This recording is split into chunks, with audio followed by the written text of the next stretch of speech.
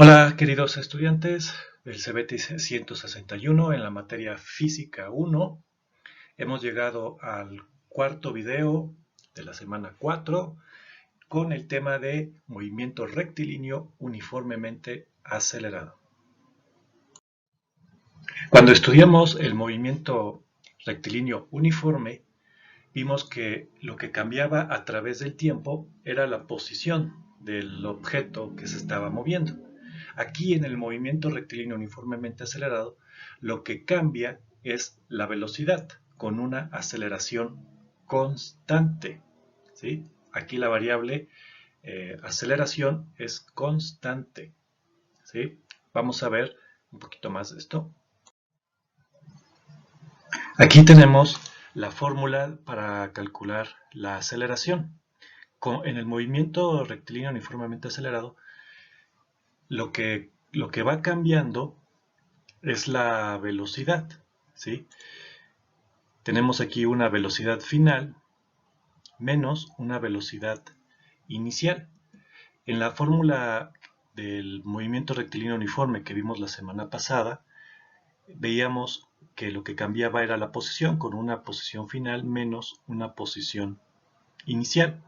Si observan, el tiempo es igual, el tiempo también tiene un tiempo final y un tiempo inicial. Por lo regular, el tiempo inicial casi siempre va a ser 0. Y si nos concentramos en el cálculo de la aceleración, vemos que las unidades de la aceleración son metros sobre segundo al cuadrado y las velocidades, tanto la velocidad final como la velocidad inicial, están en metros sobre segundo. Esto no ha cambiado. Y los tiempos, el tiempo en el que iniciamos el estudio del movimiento está en segundos, y el tiempo final, que es el momento en el que se termina el estudio del movimiento, sigue estando en segundos. En este caso, la aceleración es constante, ¿sí? ¿Tenemos que calcularla? Sí, claro, tenemos que calcularla, pero va a ser una variable constante que no tiene cambios en los diferentes problemas que vamos a estudiar, ¿ok?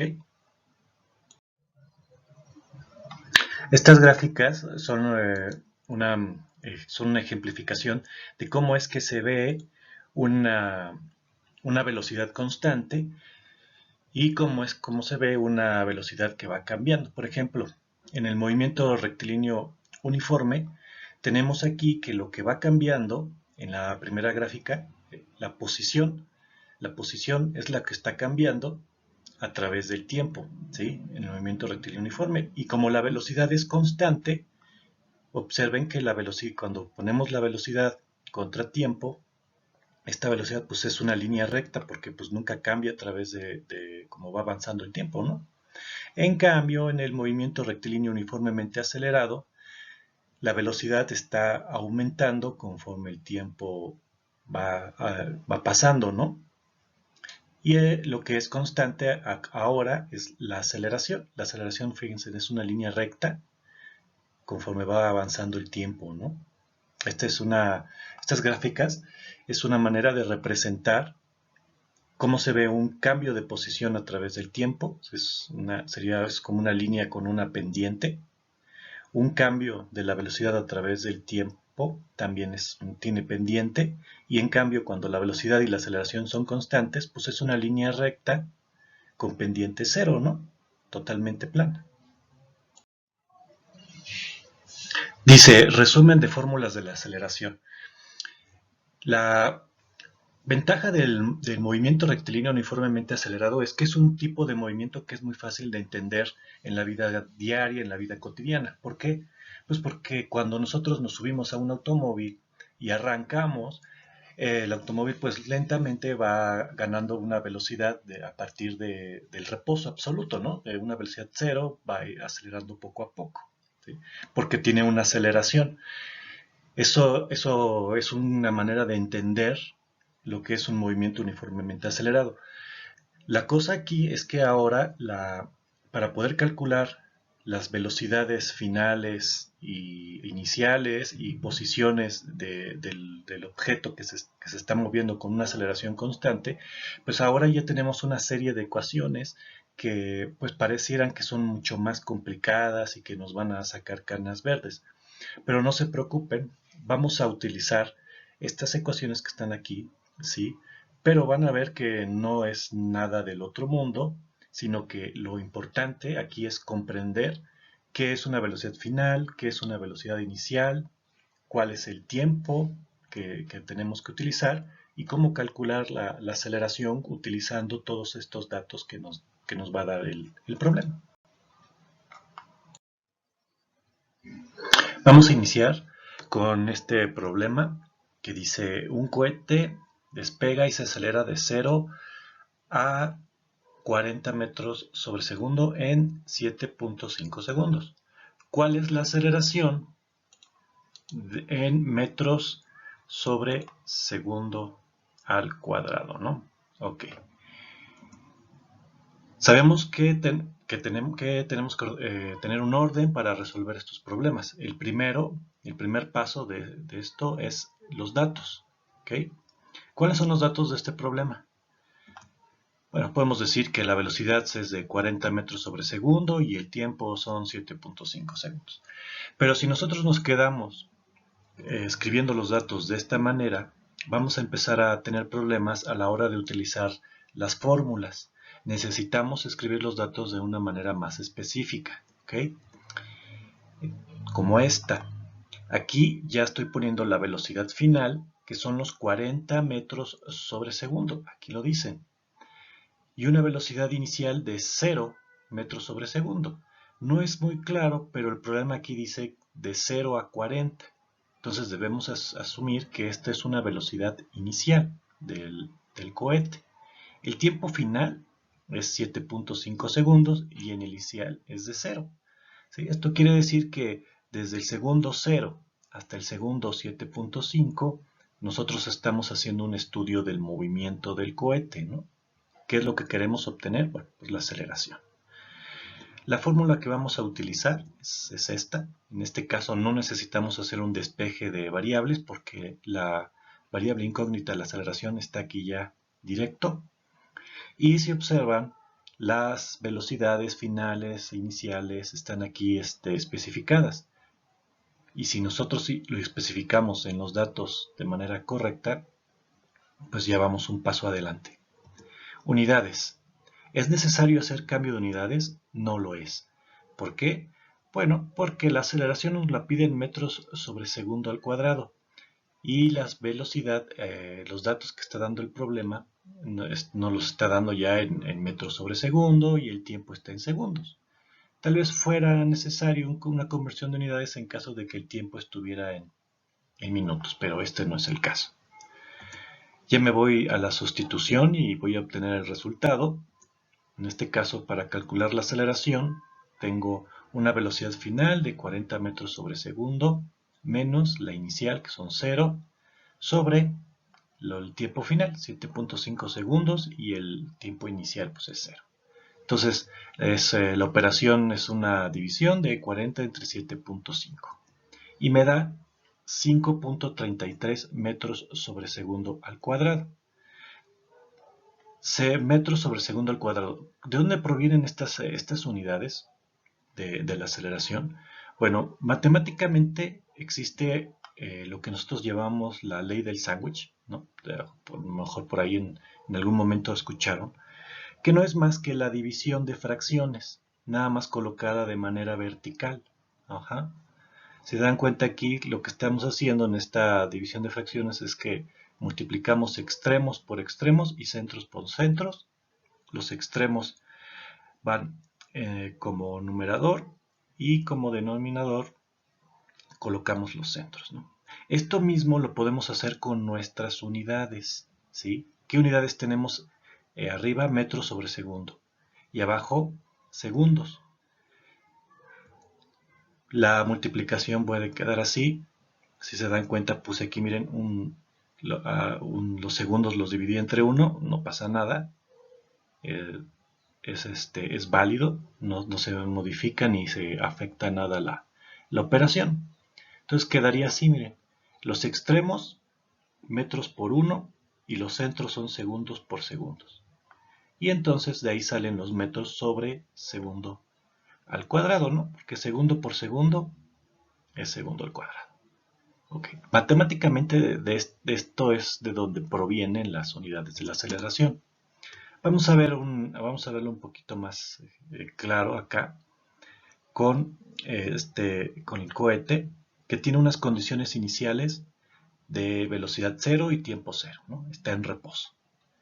En el primer segundo, cuando empieza a acelerar el cohete, va a llegar a una velocidad de 5.33 metros sobre segundo. En el primer segundo de 5.33 metros sobre segundo. Esperen, este 5.33 se parece mucho al 5.33 de la aceleración, ¿verdad?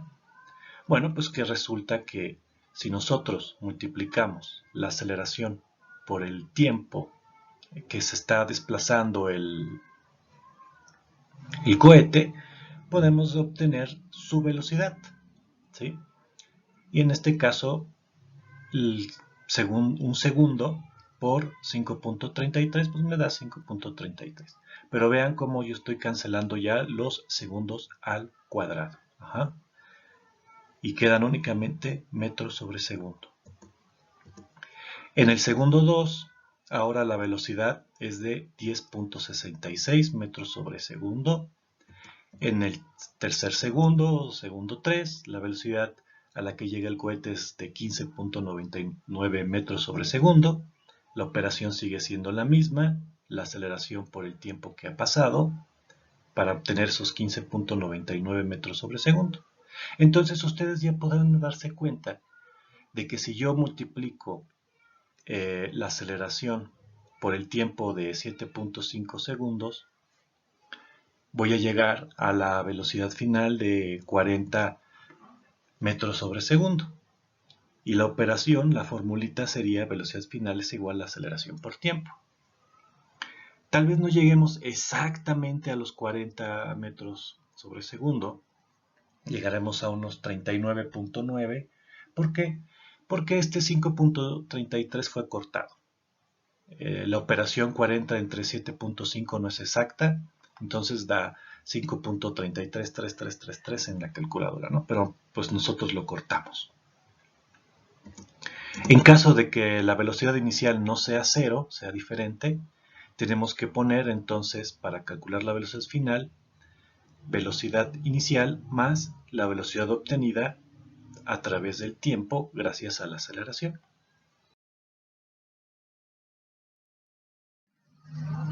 Problema número 2. Dice, en una prueba de frenado, un vehículo que viaja a 60 km sobre hora se detiene en un tiempo de 4.7 segundos. ¿Cuáles fueron la aceleración, metros sobre segundo al cuadrado, y la distancia de frenado? Bien, pues este problema es muy interesante. Se está haciendo una prueba de frenado. Pues quieren saber cuánta distancia va a tardar en frenarse un automóvil, ¿no? O sea, qué distancia recorre antes de detenerse totalmente. El dato que nos está dando el problema es una velocidad inicial de 60 km sobre hora. El automóvil aquí dice claramente que viaja a 60 km por hora y se detiene, ¿sí? Se detiene, entonces lo que queremos es que el automóvil se detenga totalmente. Bueno, pues porque no queremos atropellar a un peatón, ¿no? Entonces, la velocidad final van a ser 0 metros sobre segundo. ¿Ok? Y el tiempo que nos está dando es de 4.7 segundos como tiempo final. Y el tiempo inicial son 0 segundos, ¿sí? Eso quiere decir del segundo 0 hasta el segundo 4.7 estamos estudiando este movimiento, ¿no? Y también, bueno, pues qué fue el tiempo que está tardando en frenarse el vehículo, ¿no? Tardó 4.7 desde la velocidad de 60. Y nos pide la aceleración y la distancia de frenado, que la vamos a nombrar como X subíndice F, o velocidad, perdón, o distancia final. La fórmula que vamos a utilizar, la misma de anterior, que es la de la aceleración, Y también vamos a utilizar esta para poder calcular la distancia de frenado. Las unidades. Bien, ¿qué unidades necesitamos cambiar? Seguramente ya están viendo que esta velocidad de kilómetros sobre hora hay que pasarla a metros sobre segundo, ¿sí? Es lo más sencillo. ¿Cómo lo hacemos? Utilizando estas equivalencias que nos dicen que una hora tiene 3600 segundos y un kilómetro tiene 1000 metros. Entonces voy a anotar aquí mi chorizo para hacer la conversión. 60 kilómetros sobre hora. Pongo 3600 segundos, tiene una hora. Miren. En este caso, aquí hay un error. Así es. No podría yo cancelar las unidades horas porque están las dos abajo. Entonces necesito ponerlo así. Así sí está bien. 60 kilómetros sobre hora por una hora tiene 3600 segundos y 1000 metros hay en un kilómetro. Voy a capturar los datos en mi calculadora. 60 por, abro paréntesis, 1 entre 3600, cierro paréntesis y multiplico por 1000. Y el resultado van a ser en decimales 16.66 metros sobre segundo, porque ya aquí ya está, en esta manera ya puedo cancelar las unidades de kilómetros y horas de una manera adecuada. Ahora voy a hacer la sustitución en la primera fórmula, esta de aquí, para obtener la aceleración. Quedaría de esta manera. La velocidad final ya vi que es 0 porque quiero que el automóvil se detenga. La velocidad inicial es 16.66, ya está la conversión lista. Tiempo final 4.7 y tiempo inicial pues son 0 segundos, ¿no? A la hora de capturar los datos, ahora sí los voy a capturar tal cual están aquí en la fórmula. Es 0 menos 16.66, entre paréntesis la operación, entre, abro paréntesis, 4.7 menos 0, cierro paréntesis, y me da un resultado negativo, menos 3.54. ¿Es una aceleración? Sí, pero ¿por qué es negativa? Bueno, pues sucede que en este caso, yo en lugar de ir aumentando mi velocidad, estoy en una prueba de frenado. Entonces yo lo que quiero es que el automóvil disminuya su velocidad hasta detenerse totalmente. Y gracias a que existen las aceleraciones negativas, como en este caso, pues un automóvil va a ir reduciendo su velocidad cada segundo hasta detenerse, ¿sí? Es muy importante que comprendamos la existencia de las aceleraciones negativas. Si quieren le podemos llamar una desaceleración, ¿no? En lugar de una aceleración. Pero una desaceleración siempre va a ser negativa. Ahora voy a calcular la distancia de frenado. Utilizando la fórmula que está aquí, voy a poner la distancia inicial es 0 porque la tomé justamente en el momento en el que yo piso el freno. En ese momento es la distancia inicial, que va a ser 0, más voy a sacar mi calculadora y voy a empezar a capturar los datos. Voy a omitir el 0, voy a abrir el paréntesis y escribir 16.66 por el tiempo 4.7, cierro paréntesis, más, abro otra vez paréntesis, y ahora 1/2 lo voy a capturar en mi calculadora como 0.5, ¿sí? 1/2 y 0.5 es exactamente lo mismo, nada más que 0.5 está en decimales. Por menos 3.54. Es súper importante que no omitamos, que no se nos olvide poner el signo negativo. Por 4.7 elevado al cuadrado. ¿Sí? No se nos olvide, ahí está. Cerramos paréntesis y le doy igual. y me da un resultado de 39.2029. Esta es la distancia que va a recorrer el automóvil desde la velocidad inicial de 60 kilómetros sobre hora hasta que su velocidad final sea 0, ¿sí? Y está en metros, ¿ok? Las unidades son metros. Puedo con confianza ya poner metros porque todas las unidades que puse en mi fórmula son unidades homogéneas, ¿no? Está metros, metros, segundos, segundos. Entonces no hay ningún problema. Quedan como unidad final 39.2027 metros. Bueno, muchas gracias por su atención. Eso sería todo y no olviden contestar su cuestionario de esta semana.